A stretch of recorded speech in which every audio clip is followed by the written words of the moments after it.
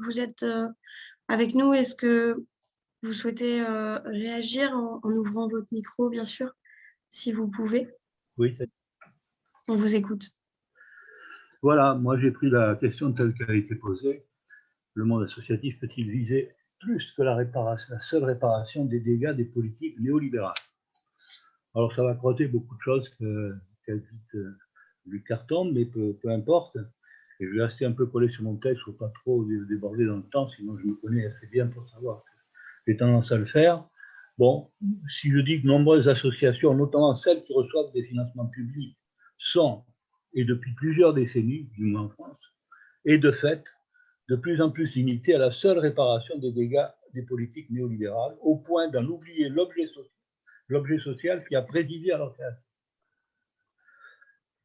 Sans que cela soit dit expressément ou très clairement, la paix sociale devient la préoccupation principale à la fois du marché et des politiques publiques.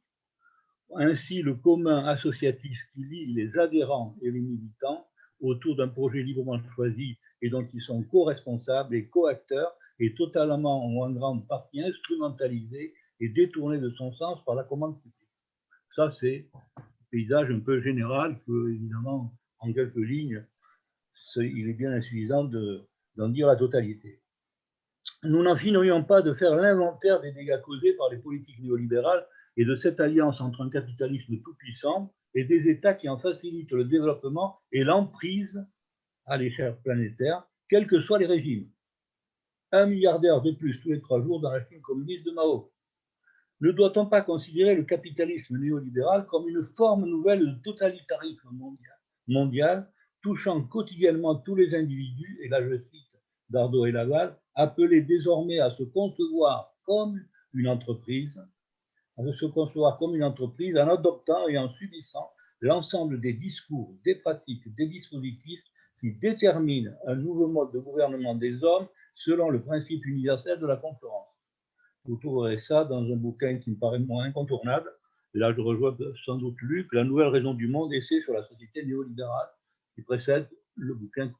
touchant à la question des combats. Ainsi, l'individu se trouve-t-il pris dans une rationalité anti ou, pour ne pas dire démocratique, c'est-à-dire sans démocratie, que Max Weber aurait qualifié de cage de fer, sorte de poupée russe, ça c'est ma représentation de cette cage de fer, où s'emboîte, selon ce fameux et unique principe de la concurrence, le marché, l'organisation des États et les sujets entreprises que nous sommes sommés d'être dans toutes les occurrences de notre vie quotidienne. C'est-à-dire jusque dans la manière dont nous vivons, dont nous sentons, dont nous pensons. Oui, ça va mieux qu'il y a... Pardon? Je continue. Allez-y, Christian, excusez-nous, un petit problème de micro. D'accord. Cet emboîtement pernicieux qui ne se présente jamais comme tel et dont il faut trouver la clé et formaliser de manière saisissante. Dans la conclusion de La nouvelle raison du monde, page 459 de Dardo et Laval. Alors, c'est une phrase un peu longue et un peu absconde, mais le phénomène d'emboîtement il est assez clair. De la construction du marché à la concurrence comme norme de cette construction, puis de la concurrence comme norme de l'activité des agents économiques à la concurrence comme norme de la construction de l'État et de son action, enfin, de la concurrence comme norme de l'État-entreprise à la concurrence comme norme du sujet entreprise, tels sont les moments par lesquels s'opère l'extension de la rationalité marchande à toutes les sphères de l'existence humaine. Cette rationalité infernale a des conséquences barbares, au sens le plus immédiat de déshumanisation destructrice des individus. Sous le doux mot de coopétition, où on associe la coopération et la compétition. Évidemment, la compétition est le point fort, et de temps en temps, il apparaît que dans les formes de management, il y a des formes de coopération. Sous le doux mot de coopétition, elle peut les conduire à des pratiques d'élimination des autres et d'auto-élimination que nous rencontrons notamment dans les nouvelles formes de gouvernance des entreprises et de management du travail des salariés, notamment par projet, contrôle permanent et évaluation tatillonne. De la servitude volontaire et de l'allégeance jubilatoire à un système qui les conduirait à grands pas vers les sommets de la pyramide, c'est la position dans laquelle se trouvent un certain nombre de personnes, au suicide, tout à fait à l'opposé, à leur destruction il n'y a souvent que peu de temps et d'espace. La roche tarpéienne est proche du Capitole, dont les psychosociologues du travail s'attachent depuis quelques décennies à décrire et à décrypter pour prévenir ce qu'il faut faire, ce qu'il faut bien appeler des itinéraires pathologiques dont on ne revient pas ou, dans le meilleur des cas, dont on ne sort pas indemne. À ces formes de barbarie du quotidien que les chefs d'entreprise et leurs managers qualifient de mineurs et d'isolés, s'ajoutent au niveau macro-social toutes les formes et menaces de barbarie héritées de l'histoire, notamment du XXe siècle, qui en regorgent: guerre, fascisme de toutes sortes, génocide, actes terroristes pouvant frapper à tout moment et en n'importe quel lieu, pratiques staliniennes de gouvernement pour le bonheur des masses, et je pourrais en ajouter d'autres, auxquels il faut ajouter ce qui s'invente à la faveur d'une utilisation perverse des nouvelles technologies de l'information et de la communication, du crédit social en Chine, dont vous avez sûrement entendu parler, au cyberharcèlement, à une appropriation destructrice de la planète servant les intérêts d'une minorité, au développement des inégalités de toutes sortes, économiques, sociales, culturelles, de genre, de destin, racialisées, c'est-à-dire essentialisées, et pour le dire plus globalement, d'inégalité des conditions de vie et de considération. De plus, sous l'emprise du principe universel de la concurrence, nous assistons à un recul du peu qu'il nous reste de démocratie, je le dis comme ça, mais Luc doit être d'accord, je pense, et à un affaiblissement, voire un détricotage de notre imaginaire social des droits de l'homme et des citoyens, jugé universel en 1848, ce qui rend impossible toute communauté de destin, pour citer Renan, qui n'était pourtant pas un progressiste, entre les individus, les peuples et les cultures. Voilà pour le paysage. Face à une telle situation, où tout change en permanence pour que rien ne change, le néolibéralisme s'est totalement approprié le terme de révolution. Et ce n'est pas le seul terme dont il s'est approprié. Le monde associatif ne peut se satisfaire de viser la seule réparation des dégâts causés par les politiques et les pratiques néolibérales. Je fais l'hypothèse, et entendez ce mot parce que je n'en suis toujours au bout de 450 pages de décrit qu'au niveau de l'hypothèse. Je fais l'hypothèse sur laquelle je travaille depuis de nombreux mois et quelques années de l'urgente nécessité d'une bifurcation radicale de l'histoire si nous voulons éviter que l'humanité ne sombre dans la barbarie et n'aille à sa perte. Pourquoi une telle hypothèse et quel rapport avec le monde associatif? S'agissant de la nécessité d'une bifurcation radicale de l'histoire, les raisons que nous venons d'énoncer nous indiquent qu'il est urgent de prendre de nouvelles directions vers un monde dont nous n'avons encore une configuration imprécise, mais qui ne pourra se construire qu'en sachant clairement ce que nous ne voulons plus, à savoir ce que déjà en 1840, un certain Berrichon, totalement inconnu, lors d'un banquet débat rassemblant 1200 personnes, avait nommé la civilisation barbare, dont il appelait à secouer le joug. Nous serions dans une civilisation barbare, terme évidemment paradoxal. Là, pour ça, vous voyez Jean-Mario Bravo, Les socialistes en Marx 2. Ensuite, parce que toutes les autres formes de transformation des sociétés, réformistes, révolutionnaires, autoritaires, ont pour le moins échoué, montré leurs limites, pour ne pas dire qu'elles ont échoué, ou pire, qu'elles ont conduit à l'inimaginable, l'institutionnalisation étatique et la mise en œuvre scientifique de la barbarie, les éliminations de masse, la Shoah, le goulag. Seule la Révolution française peut faire exception sur quelques points essentiels, auxquels se réfèrent encore nombreux mouvements de libération.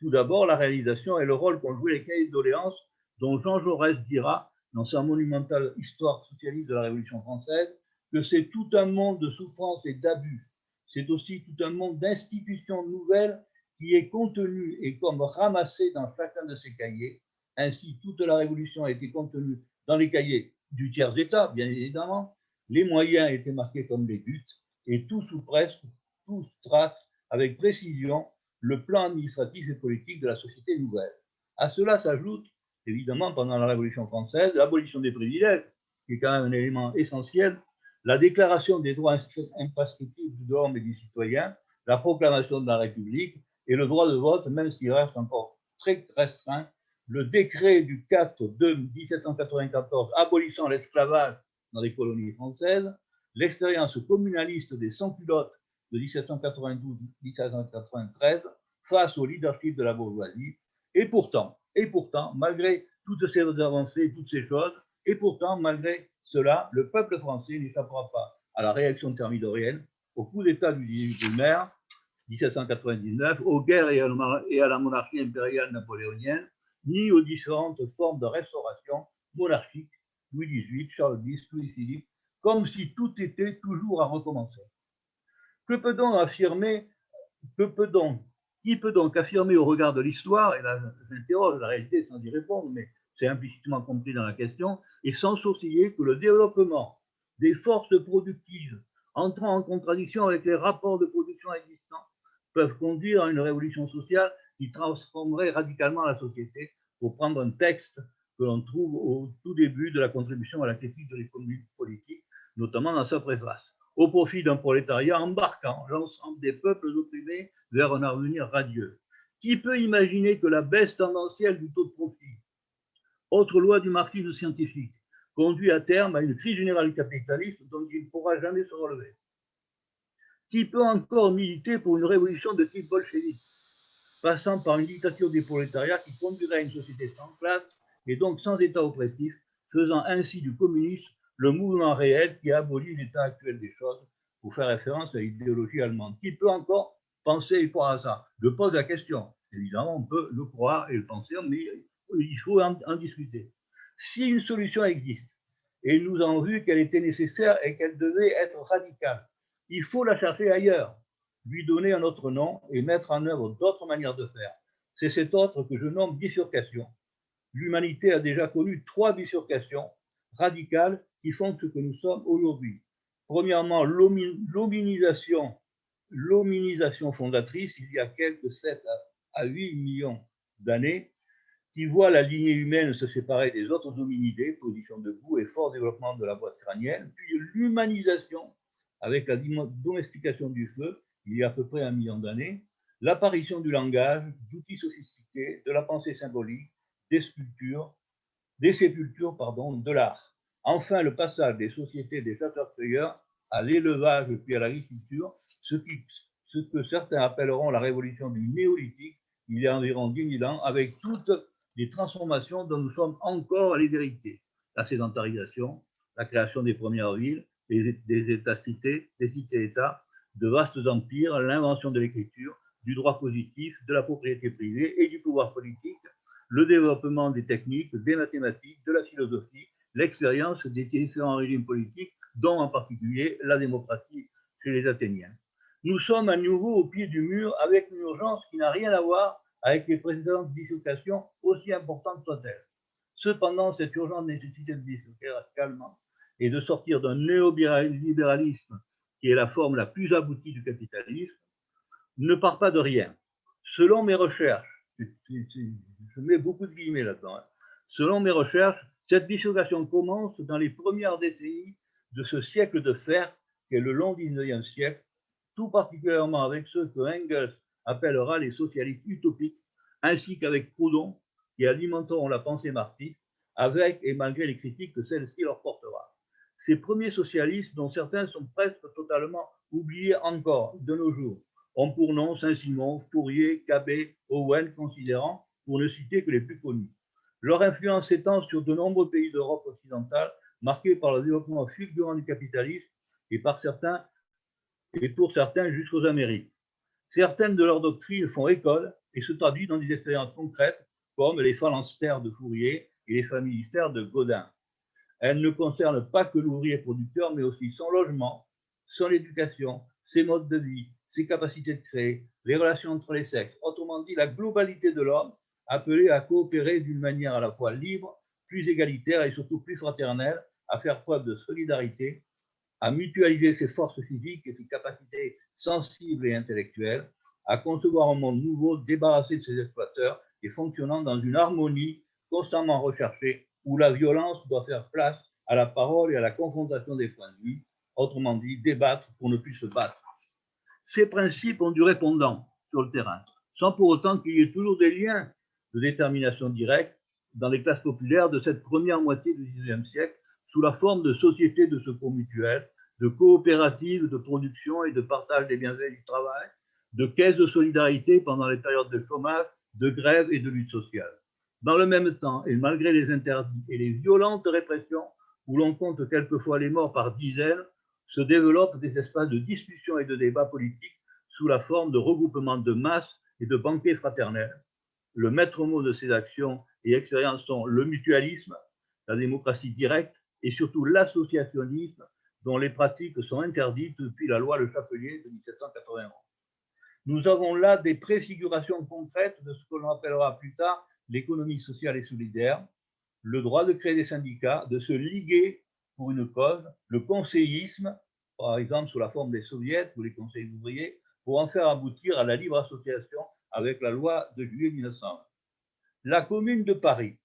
j'en dis quand même quelques mots. La Commune de Paris est sans aucun doute un temps fort de cette bifurcation en acte, née à la fois dans l'esprit des socialistes utopiques, des anarchistes proudhoniens et plus largement chez les socialistes avant Marx, titre des 3 livres de l'historique que j'ai cité tout à l'heure. Voilà. Et du mouvement ouvrier naissant, sans oublier la révolution de 1848 et le printemps des peuples. La question posée 150 ans après reste. La Commune de Paris est-elle une révolution comparable aux précédentes, une réplique des insurrections et des expériences inachevées que sont la Révolution française, les Trois Glorieuses de 1830 et la Révolution de 1848? Il m'apparaît à ce jour, mais cela demanderait de longs développements, que la Commune de Paris se distingue dans ses actions et ses discours d'une irruption révolutionnaire comparable aux précédentes dans un contexte spécifique, même si Lénine se réclamera de sa dimension révolutionnaire dans ses écrits, notamment dans l'État et la Révolution, dont il considère que la Commune de Paris est la première préfiguration de ce que pourrait être une dictature du prolétariat, ce qui, à mon avis, est totalement faux et un détournement de sens à son service et au service de ce qui n'est plus acceptable de la Commune de Paris. Il est donc préférable de parler tout simplement de commune, tant les communs et le communalisme traversent et bouleversent tout ce qui fait l'humanité de l'homme, la production et le partage des biens de consommation, la vie politique, l'enseignement, l'éducation hors de l'école, la formation d'un homme total, la culture et la création artistique. Là, je vous renvoie à un bouquin assez intéressant de Christine Ross, L'imaginaire de la commune. Dans les domaines de l'économique, de la production et du partage des biens, la commune s'inscrit dans le prolongement des penseurs et militants mutualistes, coopératifs et associationnistes du XIXe siècle. Avant et pendant la Commune, Eugène Varlin et Élie Reclus se distinguent par la création de mutuelles ouvrières, par la mise en place d'une centrale d'achat auprès des maraîchers des faubourgs, dans le développement de coopératives de producteurs et de consommateurs et par la création d'une première banque coopérative soutenant les associations ouvrières. Ainsi, comme le soulignent Marcel Caballero et Jean-Philippe Milesi dans la lettre du Syriac d'avril 2021, notre économie sociale et solidaire doit beaucoup à ses apports et expériences en matière économique de la Commune de Paris, si bien que dans le domaine social, elle entend étendre la démocratie à l'entreprise sous la forme d'ateliers coopératifs, de gestion mutualisée d'ateliers, de fabriques abandonnées par les propriétaires, préfigurant ainsi les entreprises récupérées telles que celles qui ont été mises en place en Argentine ou en Grèce et ailleurs à la faveur des luttes sociales. Ça, c'est la réalité actuelle. Dans le domaine sociétal, beaucoup est pensé, décidé, voire mis en place pendant les quelques 72 jours que dura la Commune de Paris. L'autorisation du divorce et de l'union libre, l'égalité de traitement des instituteurs et des institutrices, le projet d'une école laïque gratuite et obligatoire, la formation professionnelle, la séparation de l'Église et de l'État, la citoyenneté des étrangers, la préfiguration d'une éducation populaire politique sous la forme de clubs de réflexion et de débat, d'universités populaires embryonnaires, la place faite aux artistes et à l'action culturelle, notamment sous l'impulsion du peintre Courbet. Donc, la bifurcation, ça concerne la globalité, je dirais, jamais totalement atteinte de l'individu, contrairement à d'autres formes de transformation. Face à cet événement à la fois inattendu et fulgurant, Marx lui-même est à la fois enthousiaste, je cite là, devant la révolte des communards contre les Versaillais et prudent, pour ne pas dire circonspect, comme le dit François Lyonnais dans la préface à la guerre civile en France, aux éditions de l'ERA. et de texte qui, je rappelle, est adressé aux membres de l'Association internationale des travailleurs créée en 1864, et Thiers y mettra fin dans un bain de sang et par l'édification du Sacré-Cœur en signe d'expiation, comme si les communeux étaient des envoyés du diable et que le souvenir de la commune devait être définitivement rayé de notre imaginaire social. Combien de rues et de boulevards Thiers, combien portent les noms de Varlin, de Delécluze, de Cluseret, d'Elisabeth Dimitrieff et de tant d'autres restés dans l'anonymat. La grande saignée que fut la guerre industrielle mondiale de 14-18, la crise du capitalisme de 1929, la montée des nationalismes belliqueux, le développement de totalitarisme de toutes sortes, une deuxième guerre mondiale qui se termine par l'ouverture de l'ère atomique encore loin d'être refermée, plusieurs décennies de guerre froide entre deux blocs dont nous faisons en permanence craindre le pire, font de ce court XXe siècle que je qualifie d'enfer un siècle de pratiques barbares à dimension mondiale qui se terminera avec le développement fulgurant d'un capitalisme néolibéral initié et soutenu par des politiques du même nom, lui aussi mondial et en même temps global, c'est-à-dire touchant à tout ce qui fait de l'homme un humain civilisé. Malgré cela, la bifurcation radicale amorcée au XIXe siècle fera son chemin souvent souterrain et à bas bruit. Et là, je vous renvoie aussi, même si elle ne traite pas de cette question directement, à Michel Rio-Sarcé, que je pense que vous allez recevoir bientôt, du CAC, et à son bouquin Le procès de la liberté, une histoire souterraine de la France du XVIIIe siècle. Donc, le XIXe siècle fera son chemin souvent souterrain et à bas bruit, saura saisir les moindres éclaircies politiques pour affirmer son existence, son utilité, sa légitimité, accéder à une reconnaissance institutionnelle et juridique, par exemple en 1901, en 1936, à la Libération, pour ce qui concerne la France, et sera présente dans des grands mouvements de résistance à la barbarie. Les associations et mouvements de toutes sortes, et notamment de jeunesse et d'éducation populaire, ainsi que les mouvements coopératifs et mutualistes, connaîtront un formidable développement malgré leur manque de moyens, mais grâce à un investissement farouche de bénévoles et de militants, prendront en poids les grandes questions de société, inégalité économique, sociale et culturelle, exclusion de toutes sortes, accès au logement, à l'emploi, au savoir, discrimination entre les sexes, les cultures et les couleurs de peau, ainsi qu'à la difficulté de comprendre un monde en bouleversement permanent, d'y trouver sa place et, si nécessaire, de contribuer à sa transformation radicale. Où en sommes-nous aujourd'hui? Que peuvent et doivent faire les associations, notamment celles qui se disent d'éducation populaire? Avec le développement totalitaire d'un néolibéralisme qui arrive à se nourrir de ses propres crises en imposant la privatisation et l'accumulation des profits dans les mains d'une minorité et en même temps à socialiser les pertes quand la croissance n'est plus au rendez-vous et que les places financières qui faminent, le cauchemar n'en finit pas, comme disent Dardo et Laval, et la démocratie se défait. Les conditions de vie se dégradent, le populisme progresse et nous fait craindre le pire. L'urgence est partout dans les multiples recoins de la planète. Il faut parer au plus pressé et réparer les dégâts. Les associations s'y emploient, les individus font preuve de solidarité, s'organisent spontanément, inventent, donnent de leur temps et de leur argent, mais les associations ne peuvent et ne doivent pas en rester là et se limiter à réparer en permanence ce que d'autres défont. Elles doivent permettre d'y voir clair, contribuer à ouvrir d'autres chemins, se convaincre et convaincre les victimes d'un système sans foi ni loi que notre monde est non seulement possible, mais nécessaire, en donnant audience et corps à une bifurcation radicale dont d'autres avant elle et dans d'autres circonstances ont posé et imposé les valeurs, dessiné les premiers contours, expérimenté concrètement le bien fondé sous des formes diverses dont nous sommes les héritiers et les dépositaires. À mon sens, dans la situation dans laquelle l'humanité se trouve et dont la crise sanitaire révèle et accentue les dégâts, la bifurcation qui s'impose peut se construire dans l'articulation de trois manières complémentaires de faire. Premièrement, la politisation ou la repolitisation des questions de société par une libération constructive de la parole de chacun et si nécessaire, et c'est souvent nécessaire, du conflit, je dirais même du réveil des contradictions. Deuxième point, le développement de mouvements sociaux thématiques générés par les dégâts du néolibéralisme, inégalité et discrimination de toutes sortes, chômage et conditions de travail, questions environnementales, déficit démocratique, montée des populismes, remise en cause des libertés, mouvements sociaux dont l'archipélisation, l'intersectionnalité et l'apparent désordre n'affaiblissent pas, bien au contraire, la convergence, une complémentarité et la force. Enfin, et c'est le plus important, la création de communs démocratiques dans tous les domaines résistant à l'appropriation et à la destruction des marchés, et au contrôle et à l'instrumentalisation, voire aux interdits des États et du pouvoir public. Le monde associatif, notamment celui qui se réclame ouvertement de l'éducation populaire, est présent et actif dans ces trois registres de ce que nous pourrions appeler, en plagiant Moss, parlant du fait social total, ce que nous pourrions appeler un mouvement de bifurcation radicale totale.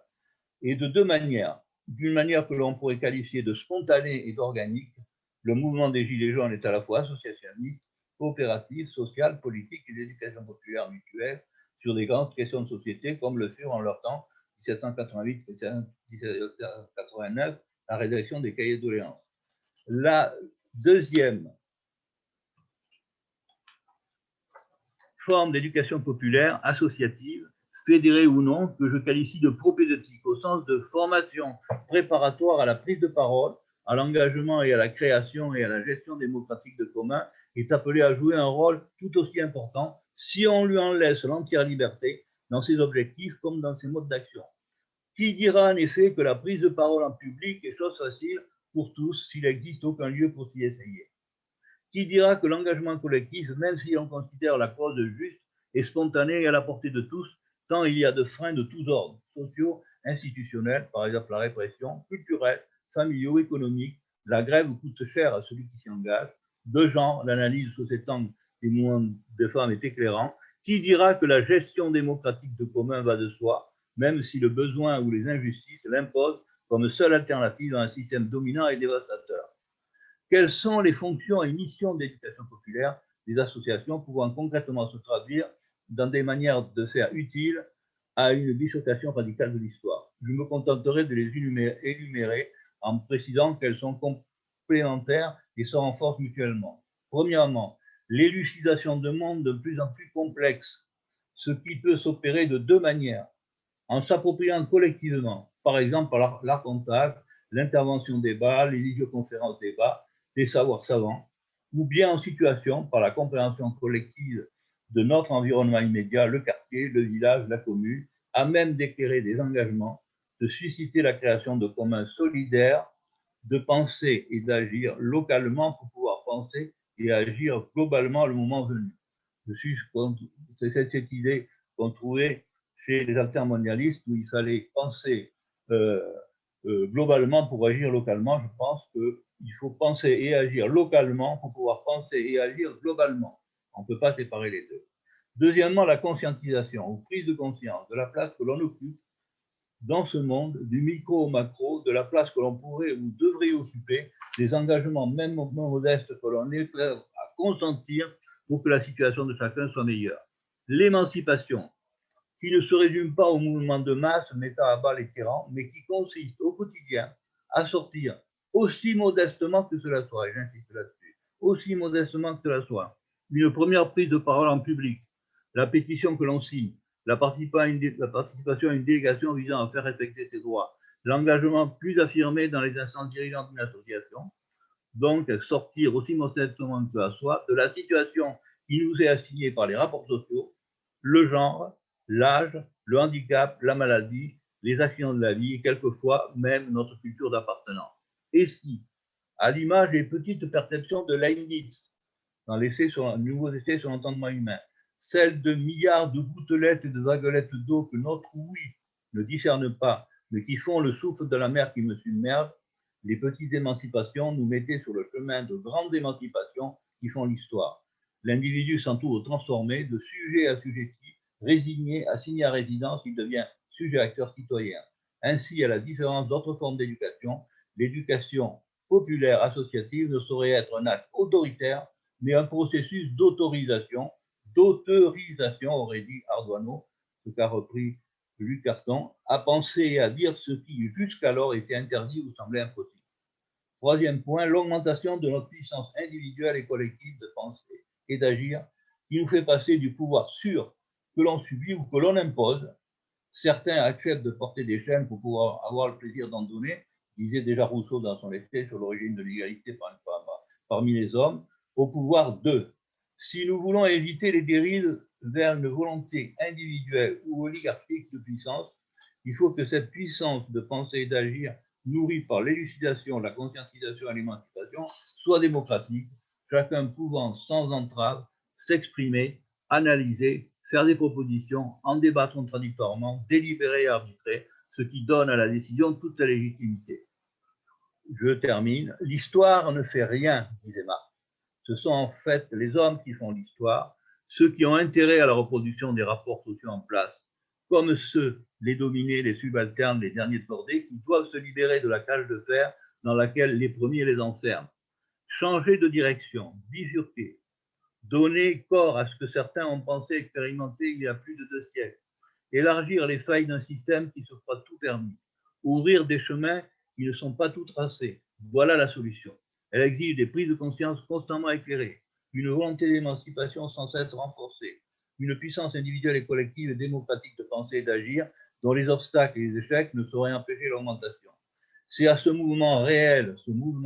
qui abolit l'état actuel des choses, comme Aurélie Marx et Engels, que le monde associatif doit contribuer dans la nécessaire politisation ou repolitisation des questions de société, dans un rapprochement, voire des alliances avec les mouvements sociaux et surtout avec la création de communs, les fameuses utopies réelles dont parle Eric Olin Wright, l'américain, le million de révolutions tranquilles de Bénédicte Magnier qui mine de l'intérieur un système totalitaire qui ne pense et n'agit que selon le principe de la concurrence. Si l'enjeu est global, c'est ce que j'appelle la communalisation de la planète, son point de départ est local et passe par la communalisation de la proximité, là où les associations sont présentes et actives, dans ces espaces nécessairement conflictuels entre les États, le marché et les habitants. C'est d'abord là que les associations doivent bifurquer, doivent repenser leur mission pour pouvoir agir en toute clairvoyance. Pour revenir à la question qui nous a été posée, on peut répondre ceci. Dans ces missions d'éducation populaire critique, mutuelle et politique, le mouvement associatif doit et peut contribuer à dessiner, à ouvrir des chemins d'un monde nouveau qui, tout à l'opposé du capitalisme néolibéral, pourrait se définir comme l'ensemble des discours, des pratiques et des dispositions permettant à un autogouvernement des hommes et à une création et gestion de communs selon le principe universel de la coopération associative démocratique. Mais les associations en ont-elles la volonté, la force et surtout la liberté? Si ce n'est pas le cas, elles ne pourront faire l'économie de prise de conscience à la fois douloureuse, mais aussi salutaire, et surtout d'un combat qu'elles ne peuvent espérer gagner que d'une manière collective, organisée et stratégique. C'est, me semble-t-il, sur cette voie que s'est engagé le collectif des associations citoyennes. Merci. Excusez-moi d'avoir été un peu scolaire.